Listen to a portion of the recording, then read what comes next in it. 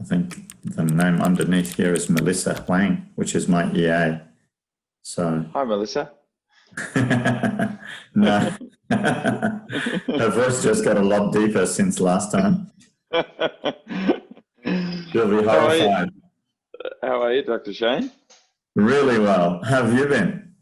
I've been really good. I've been really, really well. I am just a dad in waiting at the moment.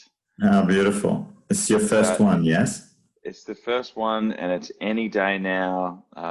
We're about a week overdue, and so They'll induce every it. They'll induce it if it takes too much longer because they don't want the head to be too big.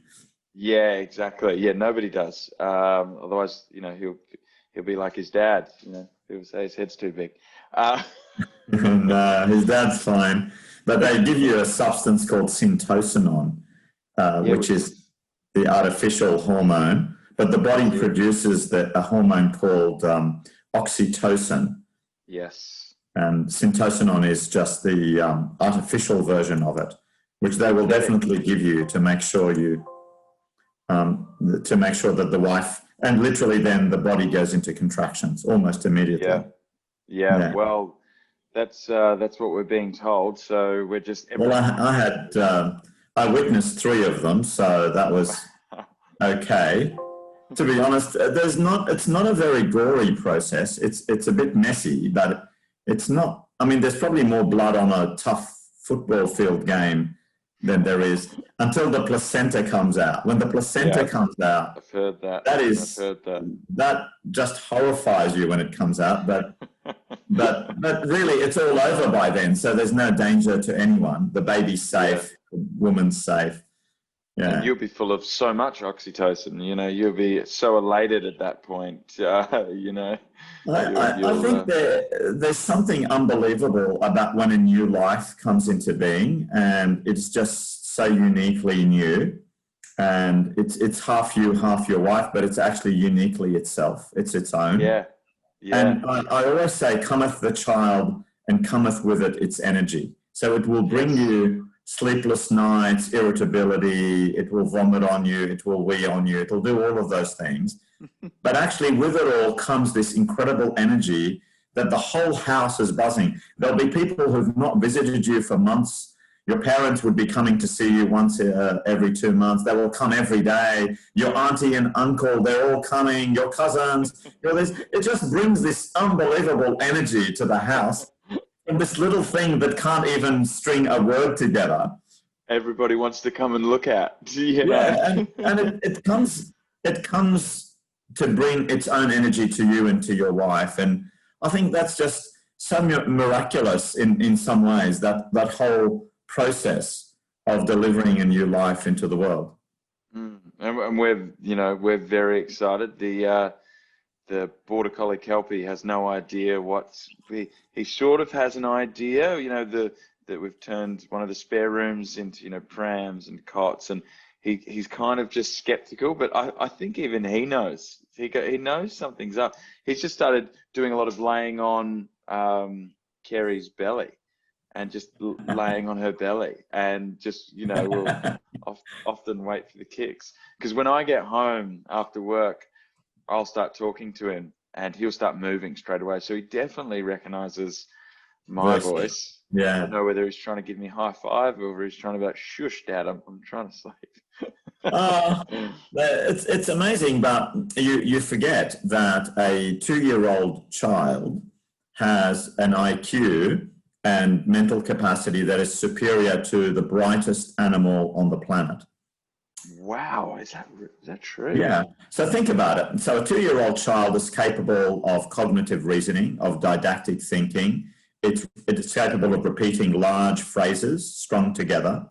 It can do several languages. It can recognize colors. It understands emotion. It understands mood. It talks. It talks of its own free will and volition, not just parrots off phrases that you and your wife just say. I mean, even though, yes, that's how it starts. Yeah. It's able to read numbers. I mean, my 2-year-olds all were able to read numbers. My middle child, who was very good at maths, could add and subtract by 2.5. It's incredible. They asked you questions about the world, like, Dad, at 2.5 or 3, I think I got asked a question like, Dad, the seasons? Yes. Do they always come in the same order? You mean spring, summer? Yes. Yes, they do. Oh, thanks, Dad. And they just go back playing. They just wanted to know that they always came in the same order. It's incredible how much learn. I mean, the world is just, 2 so years much to old. take No, we're not talking about a 50-year-old like me, 2 years old, right? And what I'm saying to you is there is no animal on the planet that is capable of that process. And yes, the chimpanzee is smart. Yes, the dolphin's smart. Yes, the horse is smart, but they're not that smart. So the uniqueness of this species comes purely from its intellect, because really its physical attributes by comparison to many of the other animals are quite weak. So it has been able to almost subjugate, almost to extinction, every other species on the planet if it wishes, and to also propagate many species for its own food supply and grains for its own food supply purely through its intellect.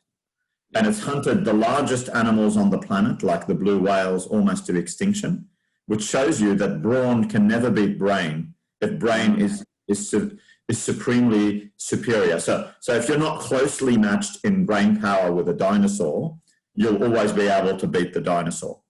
Yeah, wow. I just got to stay one step ahead of my my unborn son, and I'll be fine. He'll come to challenge you, but you know what? You will be such an important part of, in my experience, such an important part of his learning process. And what's really amazing is that you'll be able to impart what you think are the important values of life onto your progeny. And that is really significant, because you know what? The school doesn't teach you values. The school teaches you arithmetic and geometry and English. The high school doesn't teach you your values. The society generally doesn't teach you values. And the university most definitely doesn't teach you values. The university is a free place where you kind of think whatever you want. So actually, when you think about the people whose values you admire, say take Nelson Mandela, who has this amazing altruistic view on the world, his values would have almost entirely come from his mother and father. Yeah. So that's the responsibility you have, Mr. Jimmy. All this time I thought that I could just be watching cartoons and get involved in crayon drawings and whatnot, I'd be fine. But everything rests on, surely I can palm 60 to 70% of it off to Kerry, surely. Well, of course, you're both going to be important in that process, but you two, bizarrely enough, you play very, very different roles in my observation. Yeah, of course. And that's why it's so nice to have the two together in the raising. Yeah. That's pretty special. But I don't think that's what we're talking about tonight, is it? No, it's exactly.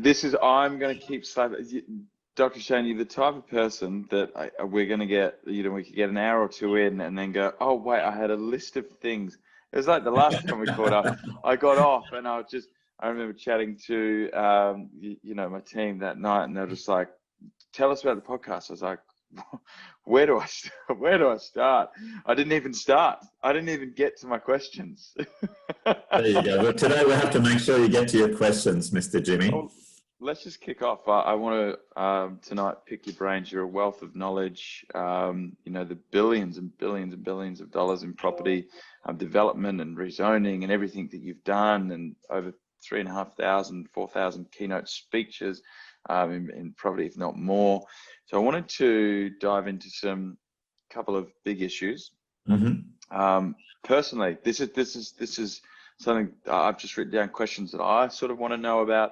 Obviously, one of the big things is during COVID, migration and sort of immigration has sort of come to a bit of a halt, or has eased. And as we know that our property market, the rule of economics, the simple math is supply and demand, which is what will make all property move sort of over time.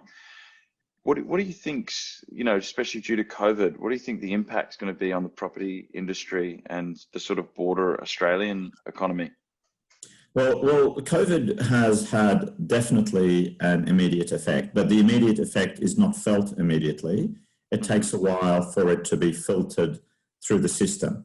But make no bones about it, Jimmy, if this continues in the way we have sealed the external borders, and actually to a large extent sealed state borders, which, by the way, I think is unconstitutional from the way I read the Australian Constitution, but let's not go there. Everyone's okay with it for the moment. But according to the Australian Constitution, you cannot restrict movement or trade between the states. And that's exactly what we've done. So perhaps we need to take a good look at our Constitution if we're not prepared to follow it. Yeah. Notwithstanding, there's allegedly a great health reason why this is being done. So let's just go along with that conjecture. What happens is as demand slackens off with a reduced migration rate. Now, why is migration important to countries like Australia? Simply because the birth rate's too low.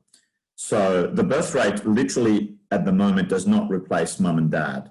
So if we just continue the way we're going as a society with no importation, we literally would fade out as a race over time. Because at the moment, I think we're at 1.9 children per family. So you and your wife, if you only average 1.9 children, you're not replacing yourself and your wife. And for growth, you actually need to have a third or a fourth, which for many good reasons we're not having. So that, for countries like Australia, becomes important to understand in the context of economic growth, and that's where migration for us is such a great answer. Because the biggest problem that all of the Western world has, all of the industrialized world, all of the first world has, is that its mature economies essentially produce very few children. That's just how the world works. And it should be different. You'd think the more affluent people can afford more children, so they can have 6 or 7, and the poor of Africa who can't afford them should have 1 or 2, but it's actually the exact reverse. So now what we find ourselves in is a bit of a predicament. And the predicament is this, that the only age group that pays tax, in fact, the only age group that is productive in terms of making GDP through working hours or anything else, is essentially aged in broad terms between 20 and 60. 20 and 60.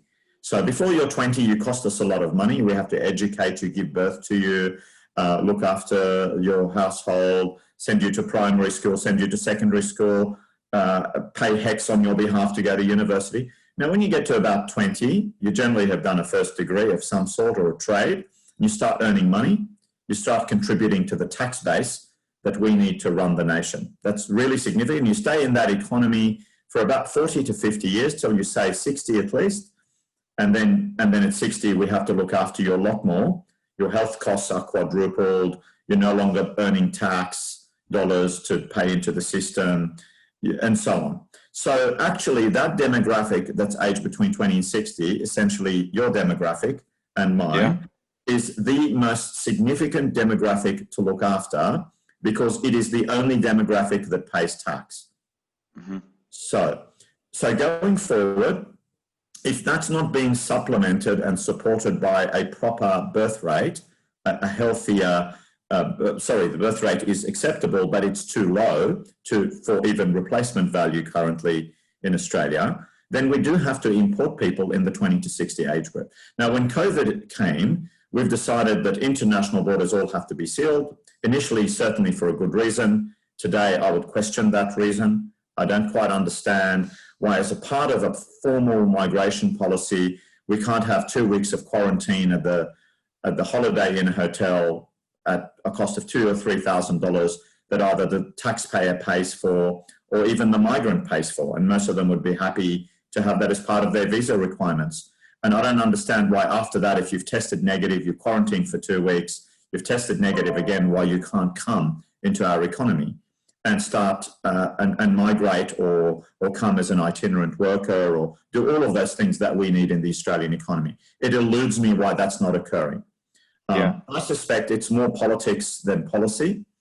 That's my suspicion. And if we continue like this for much longer, we will find ourselves in a powerful predicament. And that is that we will not have enough money in the budget to fund anything going forward. Now, we've just borrowed $96 billion to take care of the population whilst COVID was on, both in healthcare costs, but also in payments for people to stay at home, whilst they're being relatively unproductive. So we've got the kind of bizarre double whammy of lots of borrowed money to fund essentially non-work. Not a lot of action. So this is not sustainable certainly beyond the short term. I don't know how many more months you can keep doing this, but not many.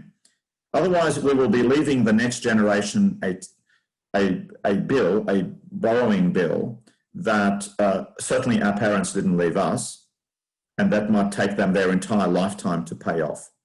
Wow. That's not a good legacy. Now, you might do that in the interest of public health, but there's a limit to that as well. There will come a moment where we will have to live with the virus or vaccinate against it or whatever the case may be, but work has to return as back to normal as possible so that GDP growth in the economy. Now, let me give you the three scenarios. We've currently got an economy that's crippled in the sense that we've just experienced our largest contraction in GDP since 1991 and before that since the Great Depression of -7%. So our economy shrunk by 7% in the last quarter. And there are only three ways that I can think of out of this, only three. The first one is you borrow more money and you fund more public works or more services and you help the economy to ease back itself into growth. Now, given the levels of debt we currently have, both nationally, they're now at about $750 billion. It's $750 billion. It's not a lot in GDP terms, but it's a lot. It's a lot in nominal terms. Or think of it in terms of the debt we've just borrowed, the 96 odd billion in 5 months. It's almost a record. We probably don't have a huge amount of capacity for more debt. Certainly if we have to pay it back to somebody. Yeah. Moment to ourselves, but still a lot of money. So I don't think debt's the way out of this. The second way is to actually go into austerity. So do like Greece did during its recession, contract all spending. The problem with that is we've found over the years in many systems that actually has a very negative effect on recovery. So rather than actually help recovery by saving more money, it stifles recovery by having a lot less confidence and money spent in the economy. Yeah. So probably austerity will not be the way we go.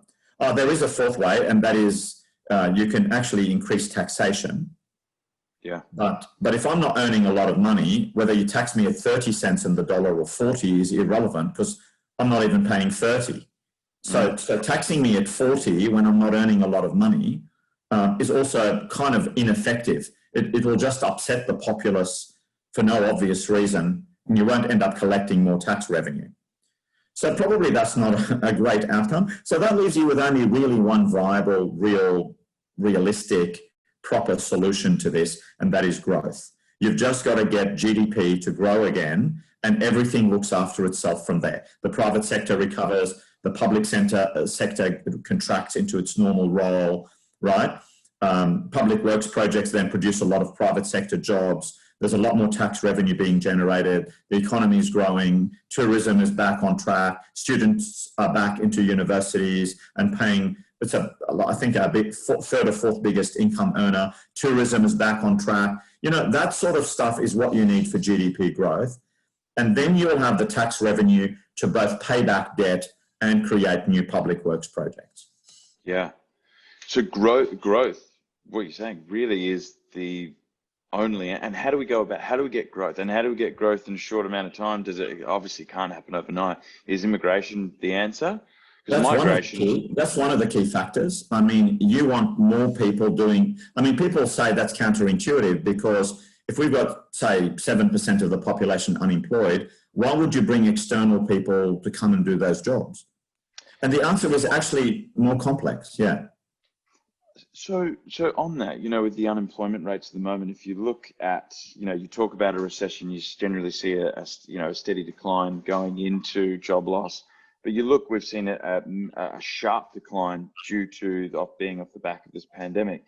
Is it a recession, or is it a forced recession, meaning that the jobs will still be there when we're allowed back out of our homes? The pubs can open up, tourism can open up. It's not like the jobs are gone and they've dried up. And they're just, somebody said the other day, but that cafe that's closed down, that is no longer going to be open, somebody will buy that will reopen. Yes. That cafe somebody will strip that up.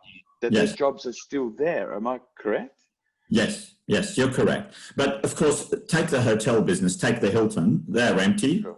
Because we won't let them have international tourists. That's their entire business. Take the people that do conferences, their business is nuked. Take the people that do weddings for 400 people or more. Their business has been they haven't done it. What did Qantas do wrong in this period? Zero. They didn't do anything wrong. They're still a great airline. They have great staff, great service, great aeroplanes, great destinations, but they cannot have one traveler on that plane. So it is a forced recession. And now at some moment in time, we have to weigh up what is left of the health benefits against the economic benefits. And you've got to think about that very hard in the interest of this economy, which now has to be given a chance to recover. And I do agree with you. People will all go back to jobs. And by the way, JobKeeper, apart from the borrowing lots of money, has been really, really clever, because what it's done is it's made lots of people who would have otherwise sacked workers retain them. Now, and that has a huge advantage. The biggest advantage actually is not just the retention of the workers for the workers' own benefit. The biggest advantage is really, if they had been sacked and the economy was going to a recovery phase, it takes you 6 months to find the workers, recruit them, put them back in the job, satisfy demand. Whereas now you can instantly satisfy demand. That's what I mean. I mean, the people that have, or that are on JobKeeper, I mean, I do think that there is a lot of people that are taking advantage of that, unfortunately, which is racking up our bill. But we are still keeping people in work in places that we can, excluding sort of Victoria. But Western Australia is obviously still hanging on at the moment. They're going through, they're for the first time in a long time, they're going through a little property boom at the moment. The resource sector is still going incredibly strong over in Western Australia. And that won't change. Yeah, that won't change. That won't change. Clive Palmer's trying his hardest to get over there. But, I need a big aeroplane for him. Oh, Clivey boy. With a strong engine. And then a lot of fuel to keep that plane in the air. It's because of his negative energy and bad attitudes, let alone his physical weight. So yeah, I think WA is going through that they're going through not a land shortage, but shortage of titled land, etc. At the moment over there. But I think it's going to get to a point, which is what everybody's saying now, which there's no end game at the moment. So there's no, when we get to X amount of numbers, how long is the vaccine going to take? And what if they don't find a vaccine? And then do we go, if it spikes back up again, do we go back? How long are we going to keep contracting and then expanding? Are we going to keep going back? It's a nonsense. It's an absolute nonsense. And it can't be a game without targets. And remember how we started all of this, because it made sense at the beginning to me, but it no longer makes sense. At the beginning, the game was, we can't possibly have, because I think the prediction was, I could be wrong, that we would have 250,000 deaths at the beginning. This was the first prediction. So no one apologized for this prediction, by the way, being so incredibly incorrect, considering we've got 600, right? Not 250,000. That was Australia's prediction? Correct. That's our prediction.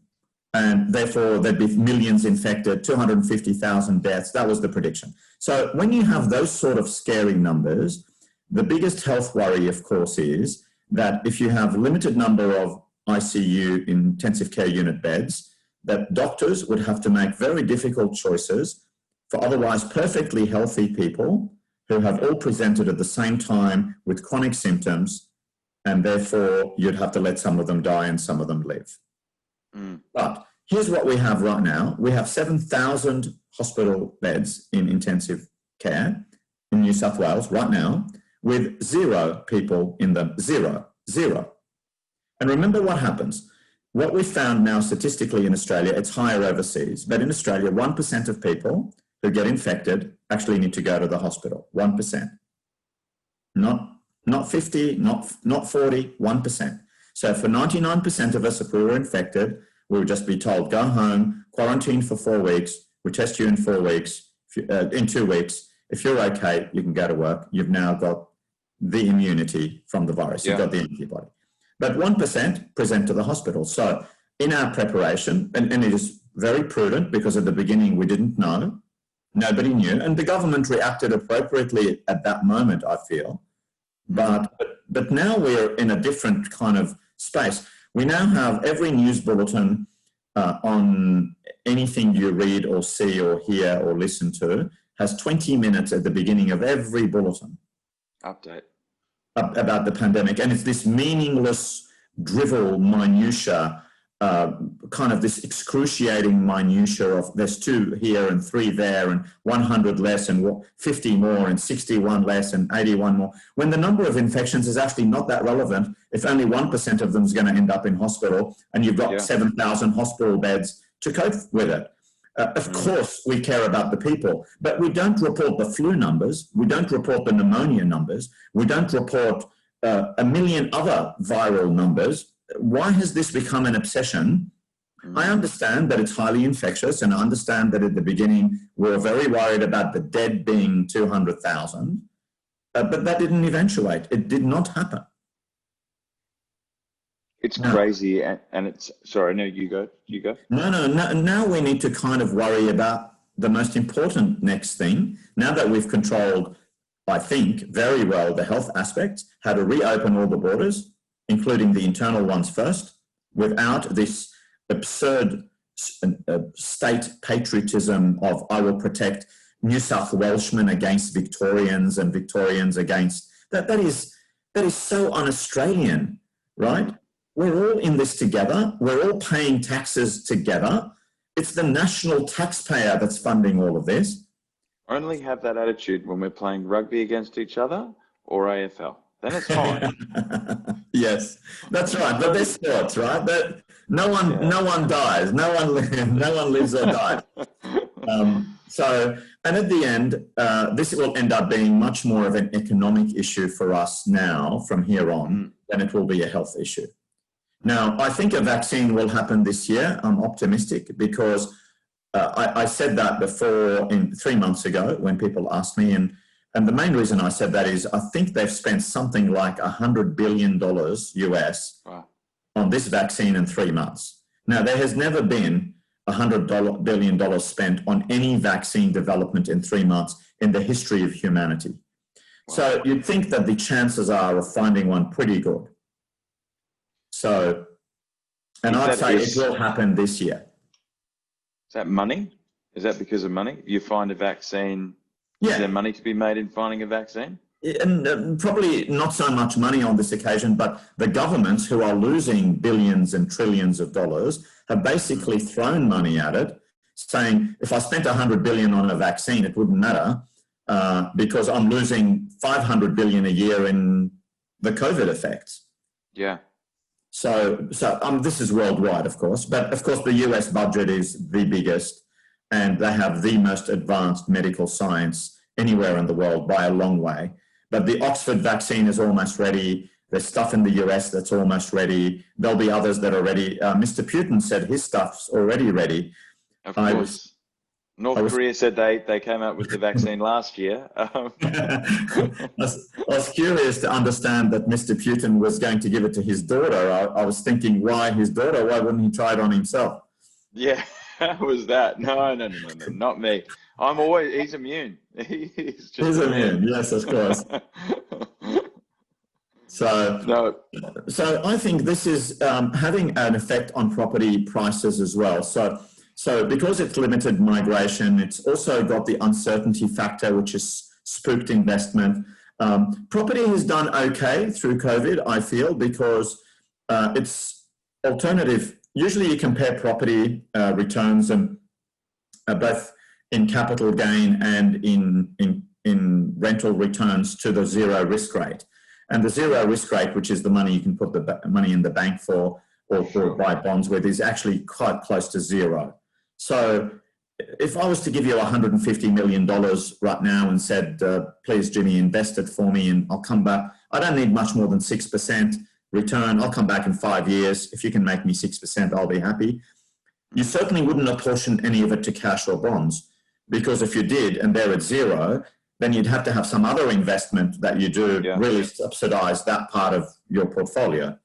Exactly. So at the moment, property has not really seen a huge amount of withdrawal of cash. The investment levels are still there. Commercial is seeing some adjustment because a lot of offices have not returned back to work. Industrial is full on. All the logistics businesses, all the buy online stuff, that's all reliant on logistics and warehousing and distribution and industrial.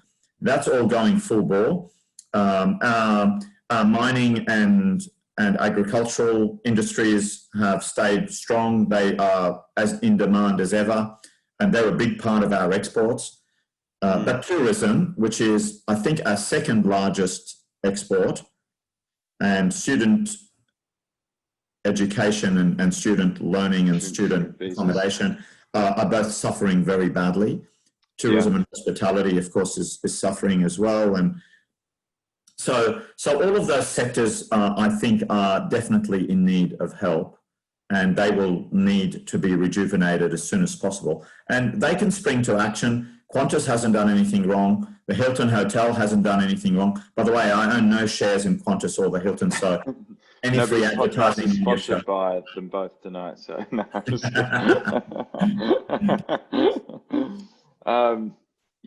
exactly.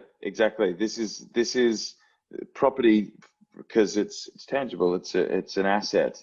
Has remained strong. Obviously, there's been huge fluctuations in the stock market, depending on what you're invested in. Afterpay, things like blockchain have stayed strong and gone up, and we've seen Afterpay continually rise.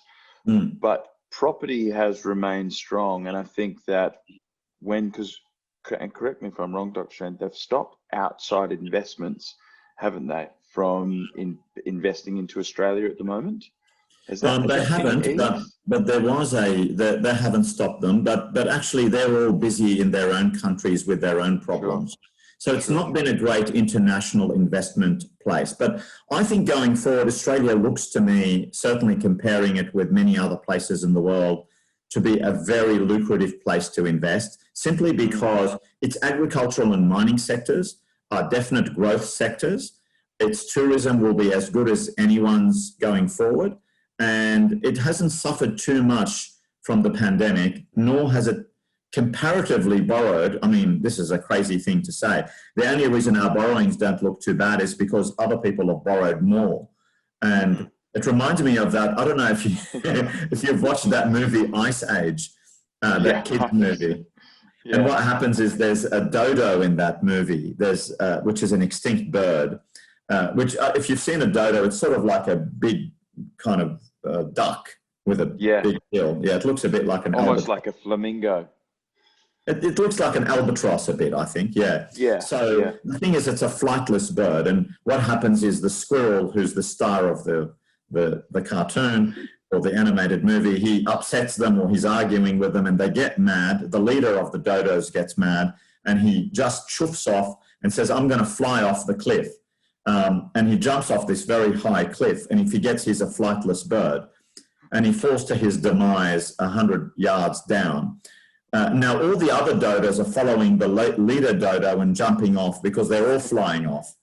And it feels to me like we're all a little bit like that in terms of borrowing money on this pandemic issue, but one dodo goes, forgets he's flightless, falls to his demise, and they're all just jumping off. And the only logical reason why we think it's okay is because everyone's borrowed more money than us. Yeah. If the dodo jumps, that answers the questions. If the dodo jumps off the cliff, would you? Well, yeah. If the dodo did in front of me, yeah. I keep going. And if I So, was a dodo. yeah, so our reality is that we really do have to think about bringing back population growth, and the best way to do that is migration. Now, by that I mean there are several categories. It's not just one category. So people often talk about business migration or skilled migration, and they're both very important categories. And I would say even at this time, post-COVID, hopefully soon, when migration is allowed to get started again, we will see that there's a large number of very talented people from Europe and from other places that are more affected than Australia suddenly say, look, I love Australia, I just want to go there. And that will be our gain if we're able to get those people from England or Italy or Spain or France or any of those countries to come over. They're easy migration patterns to have. But don't forget that there are also very important other categories. I mean, the bottom category is actually one of the hardest to fill. I'm not sure if you remember the last time you stayed in a 5-star hotel, who cleaned the room. It's always a migrant. I mean, you'll see a Bangladeshi or a Nepalese or a recent migrant from South America clean your room. It won't be a well-established family of Australian people who've been here a long time. It generally isn't. So those categories, I don't know if you remember who might have waited on you on a table in the city at a nice restaurant recently. It's usually a girl from Czechoslovakia or a young man from France or, so they're categories that are, or people that man hotels in the city at reception and so on. And we need the laborers that labor on job sites are all generally migrants. So there is a massive category, the people that pick the cotton and the fruit, the itinerant workers that pick those are incredibly important to Australian agricultural exports. And if you don't pick the produce in that 1 or 2 week period, it will literally rot and die, and we aren't able to export it. And they're not easy jobs, they're difficult jobs, and they're jobs that don't pay so well by comparison to the ones we have. So they are also incredibly important. Think of the economy as a pyramid, where the bottom of the pyramid holds the most weight in the pyramid. So the people at that bottom layer are also extremely significant. And they also need to be in the economy so that the next layers of the economy are all producing. Yeah. And those categories are not easy to fill in Australia. And why do I say that? Because if you look at the pattern of the last 30 years, which I can observe very easily, we have never filled those jobs with local labour, never. Or certainly never filled them entirely with local labour. So you need those people that are very grateful to be here.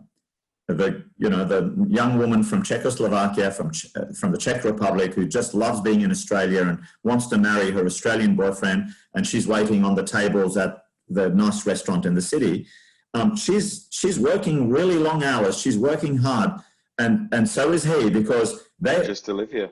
Yeah, it's the aspiration. And what we've discovered over the years, particularly with the failure of communism and the rise of capitalism in the last 30 years, is that one thing communism wasn't able to do as a system, even though it's more logical than capitalism in terms of taking care of more people, it just wasn't able to create an atmosphere within its auspices for the aspirational person.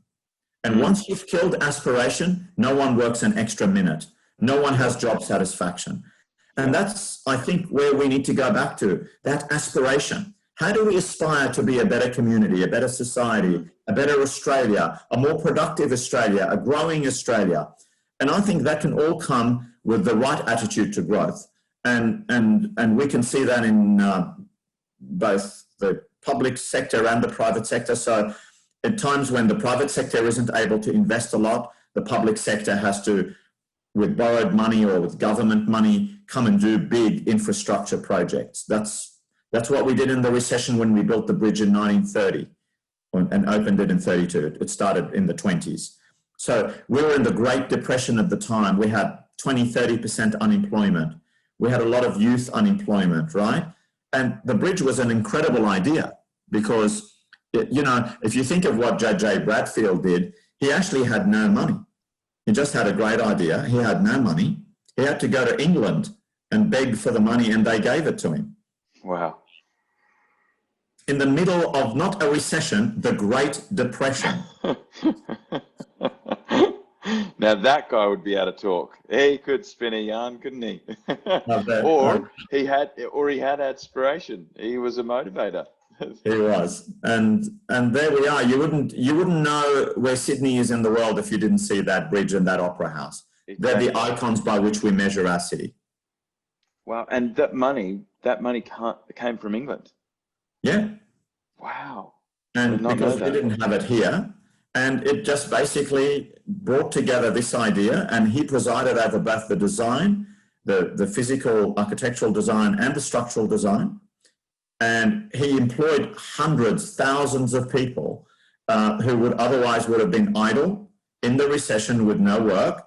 So it stimulated, so it built an icon that became world famous for centuries to come. It connected, Mossman would have been very cheap, by the way, if we didn't have the bridge, because you'd have to go the long way around. Came with a boat, yeah. Or a jet ski. A jet ski. I actually didn't know that. Do you think that how we've bounced back, Dr. Shane, or like our numbers compared to places like England, that's going to strengthen our economy? People are going to go, when the borders do open, people are going to go 600, and they look at us, and I've got friends, I've got family that are over in Europe, and they see us at pubs, and life is somewhat back to normal in our state. Yeah. Anyway, do you think it's going to strengthen immigration when things do get back to normal? I really do, and that's when we should relax those criteria in terms of numbers. Don't relax them in terms of requirements, just relax them in terms of numbers. So rather than have 150 or 100 or 90 or 80 or whatever low number we're on at the moment, because we started at 150, but we're well below that now, I think it would be a time to be talking about the 300s. And by the way, this is a bipartisan policy. Under Howard, it rose to 310,000.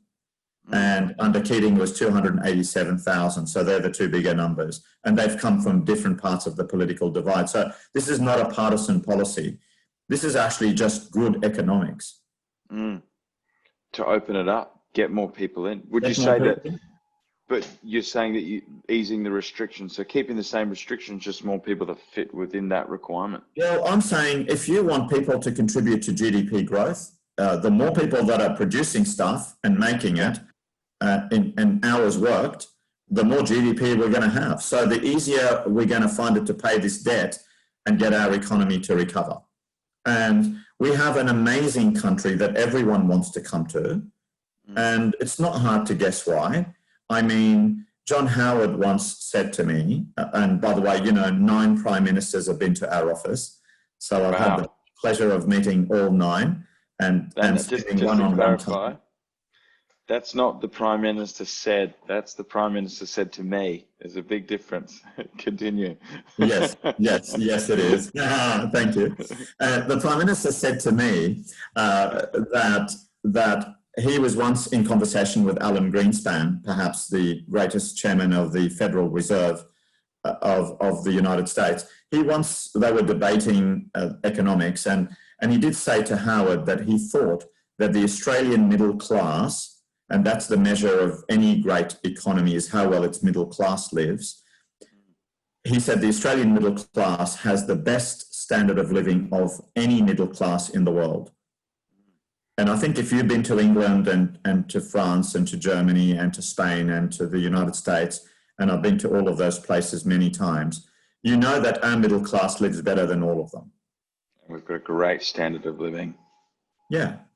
I mean, if I go into the Ritz in England and I take a table, and by the way, it's something like £90 a head to have sandwiches and tea, kind of a ridiculous amount of money. There is no one in that restaurant at the Savoy or the Ritz that is not from the haute bourgeoisie, from the upper middle class or higher. There are no normal, ordinary people in that restaurant.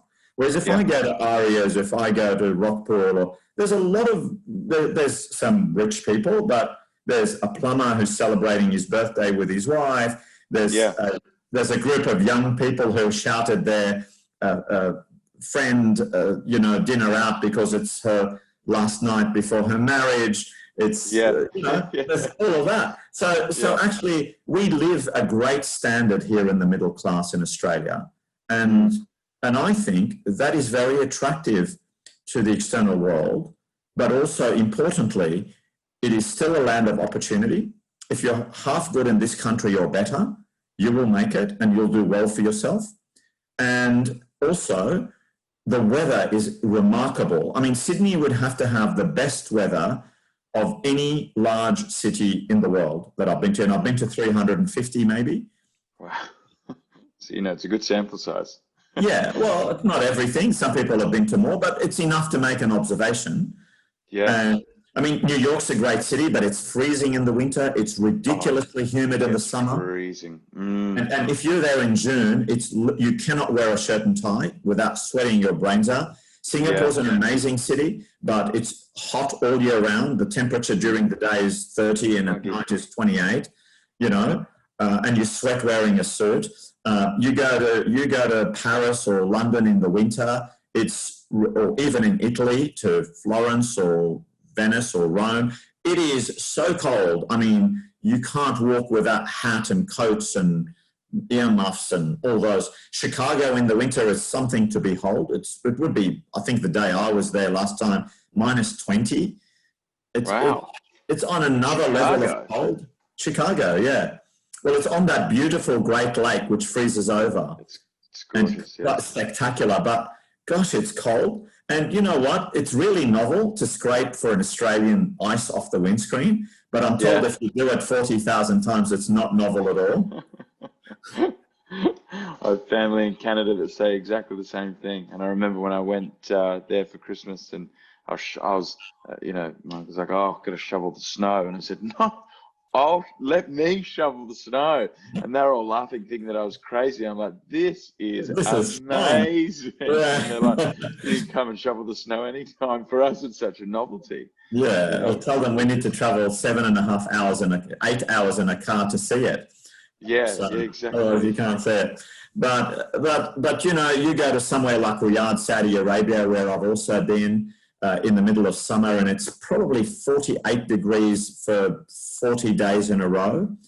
It is absurdly hot, absurdly warm, and everything's air conditioned, but you literally leave your home just to get to your car. You feel like fainting from the heat. Yeah. And then you get into your car, you can't touch the steering wheel because even the leather on the steering wheel is so hot. The bonnet is untouchable. It would be 70 degrees. You could burn your hand. Yeah. Yeah. So I don't know if that's an amazing place to live as a city. I mean, yes, you make a lot of money when you're there and it's tax-free, but you know what? Sydney, that's pretty unbeatable. It is.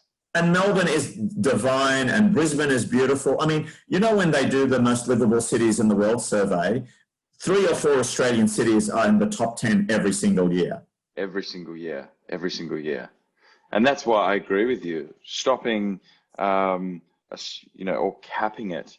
I think you're right. Getting more people over here, especially in that 20 to 40, 20 to 35, 40 range that are going to contribute to the economy and the GDP. I think it really is the answer, isn't it? Like and we learn and we learn from the expertise of those grateful people who migrate here. I mean, when I was a kid, no one could cook too many cuisines, not French, not famous Italian, not Asian in the city. Even in Sydney City, it was a 2 million person city then and more like a village. The shops closed on Saturday at 12 o'clock and you had to get your milk, which came in bottles well before then. Otherwise, you wouldn't have milk for the weekend. We were that sort of city. And now look at the cosmopolitan nature of our cuisine in our city. You can get any cuisine just about anywhere at the highest quality, great food. Also, when I was a kid, the coffee was undrinkable in the city. My father, who had traveled a lot in the world, Jimmy, he used to grab me and say, "Shane, son," and I used to say, "Yes, Dad," and he'd say, after spitting out what he thought was awful coffee, he'd say, son, if they can't make a cup of coffee in the city, this place will never make it. All right, so more people migrating or immigrating and better coffee. But I think we've nailed the coffee now, though, haven't we? I think we are the best in the world. I would say it even rivals the coffee in France and Italy. Yeah, right. Really? Yeah, and the coffee in the US is undrinkable, apart from the Australian coffee shop. I was never a fan of, I heard so many great things about Starbucks. Well, not necessarily so many great things about somewhere like Starbucks, but everybody just raves about it. Starbucks, it's on almost every American TV show and movie that you watch. And you go there, and besides it being the size of a 2-liter milk carton, it's it's bitter. It's very undrinkable. Bitter. It's undrinkable, and they flavor it with stuff. They put chicory and nutmeg and caramel in it, and it doesn't smell like coffee. You know, that beautiful coffee smell. Yeah. So I reckon Australian coffee today, the way we make it in this city and in Melbourne and is the best in the world. So trendy now. Finally, if I could say to my late father, Dad, I think we've made it. We've made it as a country. We'll be fine. Look, we may be almost $750 billion in debt, but we're making good coffee, so things are on the up. The recovery is underway. The recovery is underway. It's going to be the tagline. We just need the tourists to come and drink it, Jimmy. Yeah, exactly. That's right. Open up the borders again. Do you think that? Do you think we're going to see that this year? Do you think that the restrictions are going to be lifted this year? I think the Prime Minister certainly would like to see that, but there is pessimism. I think if the vaccine arrives very quickly, you don't need a vaccine, actually. There is an idea that, of course, no one's talking about, which is much more obvious.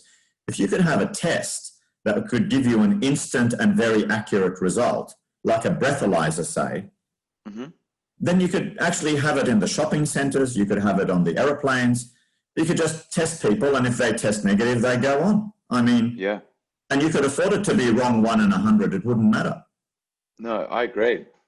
And if you do have symptoms, staying at home, I think the lockdown shouldn't be restricted to just people, everybody. If you've got symptoms, I mean, there's always going to be that case. How do you know if you're sick? What if you've got it and you're not feeling ill, or the people that aren't? But we're testing you. So if we put it outside of every Westfields and we put it outside of every jet before you board it at both ends, let's say, there's no issue. I mean, if you test negative, why can't you go on the airplane? Yeah. As long as the test is reliable and we're able to perform it and get the result quickly. So the current tests take 24 hours or whatever. But if it could be like a breathalyzer test, it would be remarkable. It would save all the economies. They would all go back to normal. I do think we will have a vaccine this year, though, and that's my optimism, perhaps, but I think so. I've just never seen this amount of money poured into finding a result. It's crazy. And we'll get there. We'll certainly get there, whether we get there this year, hopefully. And that might change everything, because if we could vaccinate 25 million people and the US could vaccinate 350 million people instantly, then that's it. Everyone has the virus already then. It's the dead virus, but it's got the virus that you'll have the antibodies ready, and therefore you're okay. You can go and play sport. And I'm lecturing at university this coming week, and sadly it'll be the first time I lecture my students on the machine rather than in person. And so you're going to be doing it like live, do you mean? Or you're going to be there? I'm going to do it live on the machine, on the Zoom or the university's system. Wow. So, and it's a much lesser experience than interacting with the class, and right. Course. But I really feel sorry for the students, and I feel sorry for the HSC students that had to endure this year. That was very unfair to them in their greatest year of stress. And we have to look after our young people. They're very important to us. They're the future. They're the people that are going to come and run this economy. Yeah. So I only teach final year students, and so I see them in their very, very last semester before they exit into the workforce. And so I feel really great responsibility about telling them as much as I can before they get out there and start earning $1. It's all on you, Dr. Shane. It's on your shoulders. Come on. Don't let us down. They're just about to be valuable, contributing members of this society. It's on you, pal. That's it. No, I'm up for it.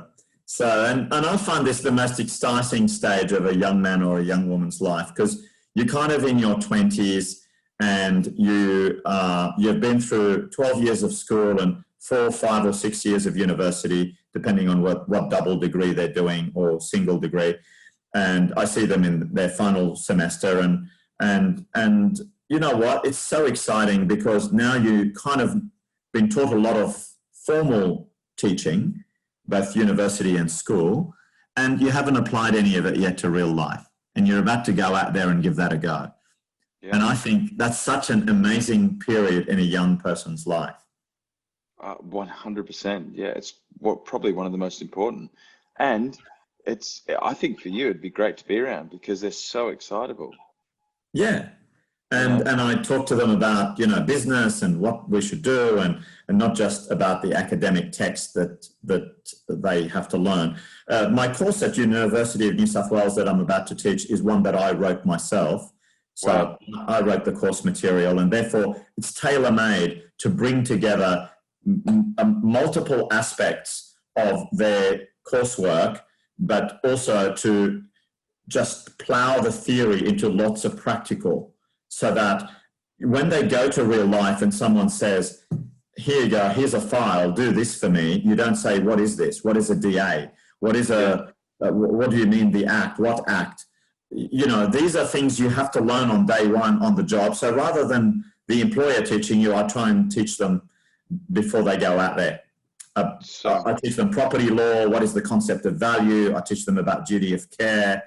I give them real life examples for projects which have huge amounts of complexity, and show them that the simplicity that you see in a textbook where they give you, one paragraph of facts and say, give me the solution, isn't like real life. In real life, no one gives you 8 lines of facts and say, in those questions, please give me a solution. I wish. Right? So I write basically problems that are 3 and 4 pages long that resemble real life problems, usually derived from real examples that I've resolved. And then I get them to go out there and do some lateral thinking, research, as well as economic modeling, and all of the things they need to do to get their job right. Do research, reading, work out how to build their buildings, work out product, saleability, where does it go, how does it go, and we judge them on all of those things. Yeah. That's so important. You know what it reminds me of? Have you've read Rich Dad, Poor Dad? Oh yeah. It's there's some talking about working for the man and then working for yourself, and understanding those principles, and the textbooks, and when they were kids, going through that process and understanding the principles from the rich dad, which was the dad that he didn't necessarily have stacks of money. Now he's one of the richest men in Hawaii, but he would speak to them about not necessarily following just a system, and like you're saying, thinking laterally and building an asset, not an asset, not just having an income to pay for your liabilities and expenses, but building an asset, and the importance of that. And all of a sudden they're looking at their normal curriculum at school and they started questioning everything. And he's like, all of a sudden we were the smart, well-behaved kids, and the teachers started viewing us as these, troublemakers, because we started questioning everything, because we weren't just taking that straight, this is the question, what is the answer? It's like, well, let's look at the question, not just answer it. So yeah, I mean, if you go to Harvard Business School and do the famous Harvard Business School courses, you will find that the assignments and the questions they set are always derived from real life, and they always have layers of complexity which need lateral thinking, and that's what they're training you to do. Not that I've given you a page of facts, go and write the answers for me, because yes, that's not easy to do, but that's not real life. Real life doesn't present itself like that. Real life is where you've got to make a series of very complicated decisions where you can go either way. and get both ways wrong if you're not careful. And then emotion, and then you've got emotion as well in real life. Emotion, and you've got to judge, and you're responsible for teams of people and large budgets, and it's all got to weigh on you when you make your recommendations. And so I try and embed that all into my questions. And usually I use examples that I've done in real life and just change some of the names. So actually I remember the answer so that when they write their solution, I know where it's going to end up. Does that make it easy after been doing it a few years, having written the course? You don't even have to prep anymore. You can just go. No. And if they question anything, they say, "Gosh, I wrote it." So I wrote this course, yeah. No, but to be honest, I think what's nice about being able to write the material is that you can kind of walk away from the hard core textbook style learning, which they've done for the best part of 4 or 5 years, and give them an embodiment of how the knowledge translates into real life complex examples and their solutions. Because that's actually hard. I mean, if all you've ridden on is a simulator horse, it's very hard for you to become a great jockey in the Melbourne Cup. You kind of got to ride on a real horse once in a while. So you know what it's like, right? It's a great analogy. Yeah. When it's getting into the box and it's making all kind of movements and noises, it's far different than a simulation. Yeah, and you've got to make decisions. Do I do this with the horse? Do I do that? Do I go out hard? What happens if I'm not on the inner barrier or the outer barrier? And real life's like that. Every situation's different. It's not replicable. And yes, you have experience, but they're not identical experiences. So I may have 1,000 items of experience on this subject matter. And well, when you get to 1,000, it gets a bit easier because you've kind of fought every situation. Sure. You know every battle, every permutation, every enemy movement, right? Yeah. But still you can get it wrong because the weather is different. There are circumstances within your control in a battle or in real life or in a job. And there are circumstances outside your control. The recession, the market, COVID, supply lines, the economy, the building complexity, the accident on site that you had nothing to do with. All these complexities are different on every job. And therefore, the lateral thinker, the person that can think on their feet and understand and reapply and recalibrate the knowledge back into solutions is the person that wins at the end of the day a profitable outcome. My brain's just going, my brain's trying to go back to, when I was in my young 20s and all the decisions and things that you make. And if you think like that, and again, something that I'll be interested to hear if you teach on or you encourage people to know about, which is the long-term thinking. A lot of people get in and make decisions, obviously teach people how to think laterally, but then not a lot of people have that sort of long-term view, that long-term game. I think a lot of people, especially in that younger age category, run out of patience. And well, I teach in my course, I try and make it a course that has history, that has idioms, that has proverbs, because I think, they're all things that a final year student who's kind of finished almost their entire formal learning process at university should be starting to think about, that they need to culminate into a higher order thinking process. So I always say to people, think about this, think about that. Did you often think what would happen if this occurred? What would happen if you came? And I often will walk into the classroom and I'll say, put down your laptops, put down everything, tell me something. What's the first thing you have to think about a new job? And people will, and I encourage people to put their hands up and just yell an answer. And I don't mind if it's wrong, because I like to encourage people to actually think and have a go rather than be worried about it being right or wrong. But, a great way to teach, isn't it? Yeah, and I just go with that sort of style. And then we talk about Kings of England, we talk about warfare, we talk about sport, we talk about cricket. So it all gets in there, because the whole idea is that you are starting to mold young minds into the way they need to think to be leaders in their fields. What I would give to go back to be in your class final year of university. Come, we'll have a chair for you somewhere. As soon as they open, oh no, same borders. I can't even use that as an excuse. No, but the uni, I think, is not having formal sessions yet. So I'm just doing it on the screen with the students. I don't know if I'll be able to see many of them. Probably not. Yeah. Mm. Dr. Shane, can I ask you a question that I was very keen on getting an answer on last time we spoke, but I spent most of the podcast talking about ancient pyramids. Which was fun. It was so good, so great. So obviously the government's introduced the home builder grants. Were you pro it? We've seen obviously a massive influx of inquiries. Yeah, they work. They work. And you know what? Pouring money into helping people, doing more stuff and pouring money into the ground and building assets never ever goes wrong. So if I help you to build a house and that house is here forever, that's a good thing. That's much better than spending it on consumables or wasting it on a talk fest in a law court or another inquiry that goes nowhere like we've had so many of, right? Sure. No, not that they're not necessary from time to time, but really there's nothing to show for them at the end.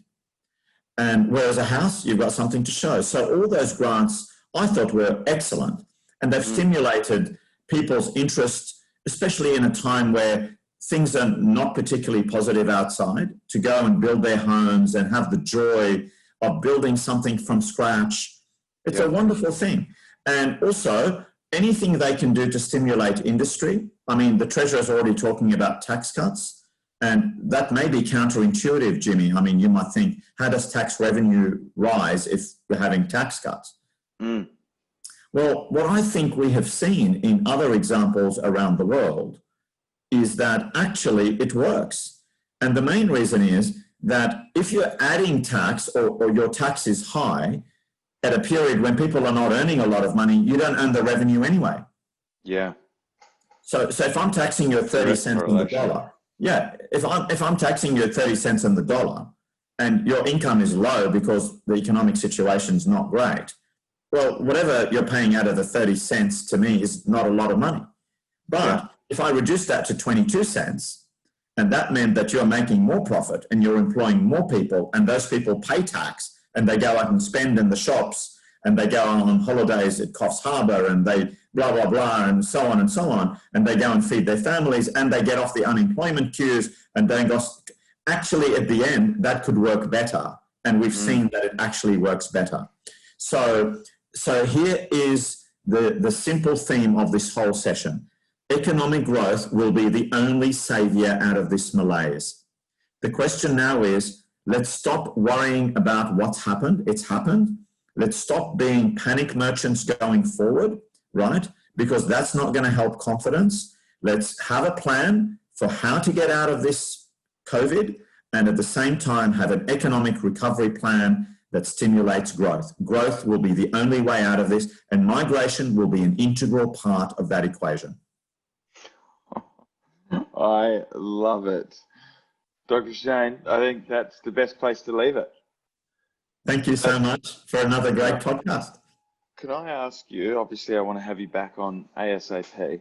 I've got to give you some distance, got to play hard to get, and then I've got to get you back on soon. I was thinking about this when you got off the show last time. Where can we, for myself, for my staff, for people listening to the podcast, where can we hear more of you? Do you have your own YouTube channel? Do you have audio books? No. You need No. to do Everyone it. asks me that, and I haven't done any of that. I just got off the do it with you. I'll just do more with you. Deal. We'll have a bit of fun together, and you know what? I don't know how many people listen to your podcast and how you gauge that, but hopefully those numbers are strong and growing. They're definitely growing. In fact, that yours had the most. I'm not sure what the numbers were, but yours had the most amount of engagement which is fantastic. And it's great for me because I can say Dr. Shane's coming back on the show, and then there's more engagement. So that's wonderful, because I didn't get that feedback. So all I was really keen is that we were successful for you as well, and that we were of interest to your listeners, and that I was doing stuff that clearly resonated with people. Was compulsory for my staff. We've got 20 staff up here in Byron Bay, and it's compulsory for all my staff to listen to. The only thing is it kind of just led to more questions, and I'm like, bugger, I can't just call him and get him back on. Not straight away. We should have had you playing, the video of the podcast, and then you live on Zoom next to it, so we could stop and elaborate. But look, it just means that we're going to have to have you back on the show very soon.